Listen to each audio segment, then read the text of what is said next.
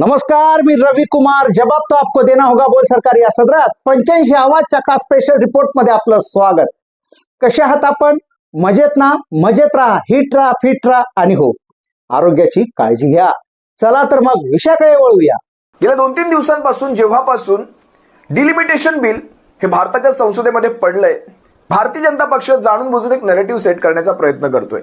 कशा प्रकारे महिला आरक्षण विधेयक विरोधकांनी पाडलं हे जाणीवपूर्वक अगदी खोडकर पद्धतीने भारतीय जनता पक्ष आणि त्यांची सोशल मीडिया टीम ही संपूर्ण देशभरामध्ये पसरवण्याचा प्रयत्न करते। जे बिल 20 सप्टेंबर 2023 रोजीच बहुमताने वरच्या आणि खालच्या सभागृहात बहुमताने मंजूर झालं होतं। अगदी विरोधी खासदारांच्या मतांसकट फक्त MIMचे 2 खासदार हे विरोधात होते, बाकी संपूर्ण विरोधी पक्षाने या महिला आरक्षण विधेयकाला संमती दिली होती, पाठिंबा दिला होता। 2023 मध्ये मंजूर झालेलं हे बिल 2029 पासून लागू होणार होतं, ज्यावेळेस जनगणना पूर्ण होईल त्यानंतर। आता विचार करा, त्यावेळेस वरच्या खालच्या सभागृहामध्ये 454 इतक्या भरघोस मतांनी मंजूर झालेलं बिल आता कसं काय रिजेक्ट होऊ शकतं? तुम्हाला या सगळ्या यांच्या क्लुप्त्या समजायला हव्यात। आता मी तुम्हाला काही उदाहरणं दाखवतो। गेल्या 2-3 दिवसांपासून आपलं हे सारं समजावून झालेलं आहे।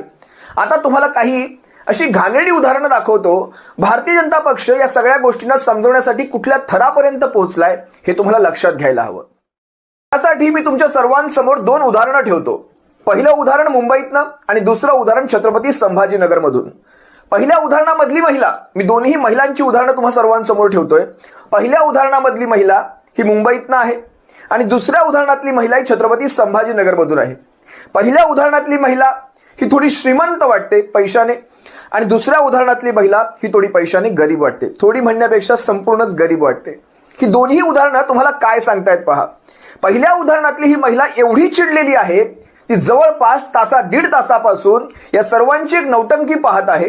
कशा प्रकारे रस्ते जॅम करून ठेवलेले आहेत आणि लोकांना त्रास देऊन हे जाणीवपूर्वक खोटं आंदोलन करत आहेत। त्यावेळेस ती भडकलेली महिला अगदी महाजनांना सुद्धा त्यांनी बोलण्यासाठी मागे पुढे पाहिलं नाही। तिकडे भाजपाच्या आमदार वगैरे सगळ्या काही होत्या, त्या सर्वांसमोर तिने जो काही या सर्वांचा पाणउतारा करून ठेवला तुम्हाला पाहण्यासारखा आहे। जरा पहा। क्या प्रॉब्लम है? मुझे प्रॉब्लम है कि मैं इस रोड पर 1 घंटे से ज्यादा खड़ी हूँ। क्यों खड़ी हूँ?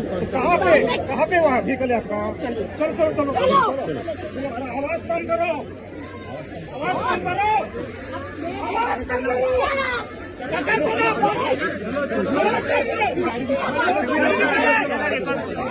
यहाँ से इस ट्रैफिक को हटाओ, हटाओ ना। यहाँ पर इंचार्ज कौन है बॉस? मैं आपसे कुछ पूछ रही हूँ, who is in charge? No, before you allow the damn traffic. No, I've been beating. I have to pick up my bloody child. I've been standing. When are you moving? There is an empty ground there. Go shout there. Now. Get out. Madam. Yes. Get out of here. मैं बात करता हूँ। मेरे से कोई बात नहीं करेगा। यहाँ से इस ट्रैफिक को हटाओ। Shut up. Did you not understand? Did you not understand? अरे जाइए।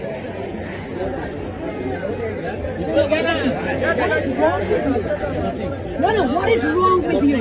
There are hundreds of people waiting. There is an empty ground there. There is an empty मैदान में जाके बोलिए, ट्रैफिक को रोकते नहीं। Okay, get out of here. आता तुम्हा सर्वांसमोर मी दुसरं उदाहरण ठेवतो छत्रपती संभाजीनगर मधून। लाडक्या बहीण योजनेतून आलेले 1500 रुपये आणि त्या 1500 रुपयातून स्वतःच्या पोटा पाण्यासाठी एक काहीतरी आपला व्यवसाय सुरू करू पाहणारी एक महिला, तिचा व्यवसाय कशा प्रकारे उद्ध्वस्त केला जातो तुम्ही स्वतः पहा। आता तिच्याकडे शिक्षण नाही, तिच्याकडे पैसा नाही, याशिवाय ती वेगळं काही काम करू शकत नाही। कष्टाने, स्वतःच्या कष्टाने ती आपली उपजीविका करू पाहते। त्या महिलेला मात्र तुम्ही तिची गाडी उचलून त्या अतिक्रमण विभागाने खूप मोठा पराक्रमच केला की। जरा एकदा हा व्हिडिओ पहा। लाडक्या बहिणीसारख्या योजना आणून सरकारला महिलांना सक्षम करायचंय की त्यांची कार्यकुशलता संपवून टाकायचे? जरा हा व्हिडिओ तुम्ही नीट पहा। या व्हिडिओमध्ये आक्रोश करणारी ती माऊली त्याच 1500 रुपयांमधून आपला स्वतःचा एक व्यवसाय चालू करते। पण तो व्यवसाय उलथवण्यासाठी मात्र सबंध यंत्रणा कामाला लागते. नेमकं तुम्हाला सक्षम करायचंय की त्यांची कार्यकुशलता संपवायचे, तुम्हीच ठरवा. मला एक साधं कळत नाही, तुम्हाला महिलांना 1500 देऊन त्यांची काम करण्याची क्षमता संपवायची आहे की त्या 1500तून त्यांनी काहीतरी नवीन काम करावं, त्यातून काहीतरी त्यांनी स्वतःच्या उपजीविकेसाठी काही नव्या कामाची सुरुवात करावी, हे तुम्हाला हवं आहे. बघा ना, या उदाहरणामध्ये ती महिला अगदी टाहो फोडते आपली गाडी सोडवण्यासाठी, पण यांना दयामाया आली नाही. ही दोन्ही उदाहरणं पहा, समाजातल्या दोन्ही थरातली उदाहरणं आहेत, वरच्या आणि खालच्या. म्हणजे गरीब असतील तेही परेशान, श्रीमंत असतील तेही परेशान. आता तुम्हा सर्वांसमोर तिसरं उदाहरण ठेवतो. ज्या आंदोलनासाठी या महिलांना आणलं गेलं त्यांना कमीत कमी एवढं तरी सांगायचं की कोणाच्या विरोधात तुमचं हे आंदोलन आहे. जरा पहा, त्या महिला म्हणतायत मोदींनीच बिल आणलं नाही, मोदींनीच. हा एक गमतीशीर व्हिडिओ आहे, जरा पहा. आरक्षण पास करवाने के लिए आए हैं। आरक्षण पास? हाँ, कौन नहीं पास होने दे रहा? मोदी नहीं पास होने दे रहा भाई। मोदी जी तो पास कर रहे हैं तो कांग्रेस नहीं पास होने दे रही है, आपको बुला के लाई है प्रोटेस्ट के लिए। नहीं, मोदी तो नहीं पास होने दे रहा, मोदी नहीं पास होने दे रहा। हा जर व्हिडिओ तुम्हाला आवडला असेल तर तुमच्या सर्वांसमोर मी आणखी एक व्हिडिओ ठेवतो. या व्हिडिओमध्ये त्या महिला ज्यावेळेस पत्रकार विचारते तुम्हाला काय वाटतं या बिलाबद्दल, तिला बिल म्हटलं तर फक्त इलेक्ट्रिसिटी, विद्युत बिलच माहिती आहे.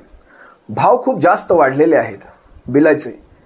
जर हा सुद्धा एकदा व्हिडिओ पहा. बिल के बारे में आप क्या बोलना चाहेंगे? क्या बोलेंगे, जो हो रहा ठीक है, हो रहा, जब कम हो जाएगा तो अच्छी बात। क्या कम हो जाना चाहिए? अब बिल कौन सा बिल? बिजली का है, बिजली का बिल की बात नहीं हो रही है यहाँ पे.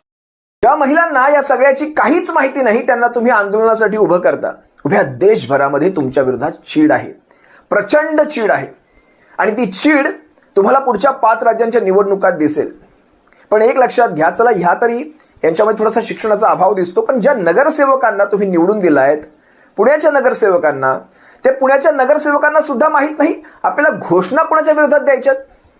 नगरसेवक बावचळले की काय? या सगळ्या नगरसेवकांनी यांच्याच विरोधात घोषणा दिल्या. भाजपाच्या नगरसेवकांनी भाजपाच्या विरोधात घोषणा देण्याची पहिलीच वेळ मी पाहिली. नारी शक्तीचा, नारी शक्तीचा, या सरकारचं करायचं काय? इंडी सरकारचं करायचं काय? इंडी आघाडीचा, इंडी आघाडीचा. या सरकारचं करायचं काय? खाली डोकं वर पाय.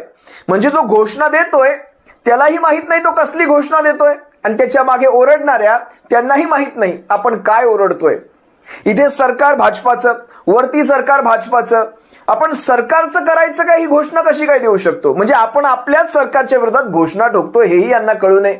म्हणजे त्या भाड्याने आणलेल्या त्या मगाच्या आंदोलनातल्या बायका मी तुम्हाला दाखवल्या, ज्यांना बिल म्हटलं तर लाईटचं बिल आठवतं, आणि ज्यांना हे बिल कोण पाडतंय म्हटलं तर मोदी पाडतायत हे सुद्धा माहित नाही. त्यांच्याच कॅटेगरीत हे नगरसेवक बसतात. यांची अक्कल एवढीच, कुंपणापुरतीच. त्यांना ज्यावेळेस कळालं हा झांगडगुत्ता जास्त वाढतोय, त्यानंतर त्या म्हणायला लागल्या या इंडी सरकारचं करायचं काय? आता इंडी सरकार आहे का? म्हणजे इंडिया नाही म्हणायचंय, इंडिया न म्हणता इंडी सरकारचं, पण तेही सरकार नाही. पुन्हा झांगडगुत्ता वाढवला. मला हसायला येतं, ह्या असल्या माणसांचं हसायला येतं. खरं तर ही माणसं तुमचा कारभार सांभाळणार आहेत पुणेकरांनो. ही असली माणसं, त्यांना हेही माहित नाही आपण घोषणा काय देतोय. अर्धवटराव म्हणावं यांना, अर्धवटराव. तो अर्धवटराव सुद्धा चांगला होता बरं का, त्यांनी सुद्धा लोकांना चांगलं हसवलं. ही माणसं त्या सभागृहांमध्ये बसून हसवतायत. ती हसवण्याची जागा नाहीये, ती कारभाराची जागा आहे आणि खऱ्याची जागा आहे. असो, खरं तर माझा कुठेही विनोदाचा विषय नाही. हे सगळं दाखवून मला काही विनोद तयार करायचं नाही येते. आपण काही इथे विनोदवीर, आपण एखाद्या हास्य सम्राट मालिकेत जात नाही आहोत. मला इथे दाखवण्याचा मूळ उद्देश असा आहे, खरं तर जो पहिला व्हिडिओ मी तुम्हाला दाखवला त्यातली ती महिला, त्या महिलेचा मुलगा, विचार करा. आता आजच्याच दिवशी मुंबईमध्ये आंदोलन यांचं चाललंय, म्हणजे जांभोरी मैदान ते जवळपास मला वाटतं संपूर्ण वरळीमध्ये हे आंदोलन त्यांचं चाललं होतं. आणि अशा वेळेस हे आंदोलन चाललं होतं ज्या काळामध्ये सगळे कर्मचारी आपापल्या घरी परततात. मुंबईतल्या सर्व ऑफिसेसचे, कॉर्पोरेट स्टाफचे कर्मचारी आपापल्या घरी परतत असतात, शाळा सुटण्याची वेळ असते. त्या काळामध्ये त्या महिलेचा मुलगा स्कूल बसमध्ये जवळपास तासभर झालाय, मागे ट्रॅफिकमध्ये फसलाय, तिला तो सापडत नाहीये.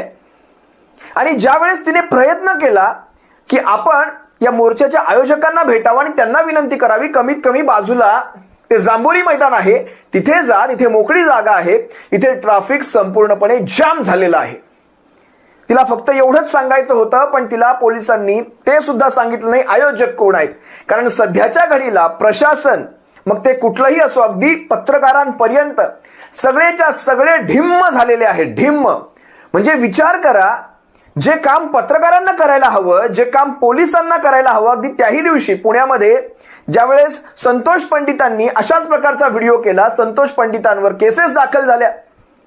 म्हणजे जे काम पत्रकारांचं आहे ते आता इथे नागरिक ज्यावेळेस रस्त्यावर उतरू लागतील, आता ती एकटी महिला होती म्हणून ठीक, पण जर त्या ठिकाणी 100, 200, 300 जागरूक नागरिक उतरले, तिच्या मदतीला उतरले, तर मात्र काय होईल? तुम्हाला वाटतं ना, ती महिला अति जास्त बोलते, मोठ्या आवाजात बोलते, पण ती कित्येक वेळापासून पोलिसांना हे विचारायचा प्रयत्न करते. तुम्हाला तो सुद्धा प्रसंग दाखवतो, ती कशी विचारते पहा. ती थकली विचारून त्यानंतर तिच्या आवाजाचा पारा चढलेला आहे. जरा हा व्हिडिओ पहा. यहाँ से इस ट्रैफिक को हटाओ. Shut up. हटाओ ना. यहाँ पर इंचार्ज कौन है बॉस? मैं आपसे कुछ पूछ रही हूँ. Who's in charge? Oh no! Before you allow the damn traffic. No, I've been beating. I have to pick up my gun and try. I've been standing. When are you moving? There is an empty ground there. Go shout there. Now!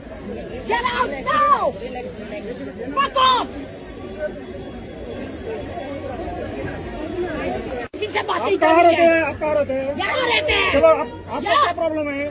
मुझे problem है कि मैं इस road पर चलो, चलो। 1 घंटे से ज्यादा खड़ी हूँ. क्यों खड़ी हूँ? कहाँ पे वहाँ व्हीकल है आपका? चलो आवाज कम करो. आवाज कम करो. खरं तर हे काम पत्रकारांचं होतं, खरं तर हे काम प्रशासनाचं होतं, पण पत्रकार आणि प्रशासन नेत्यांच्या मागे ढिम्म झाले होते. तुम्हाला एक व्हिडिओ दाखवू का? अगदी कालचाच एक व्हिडिओ आहे.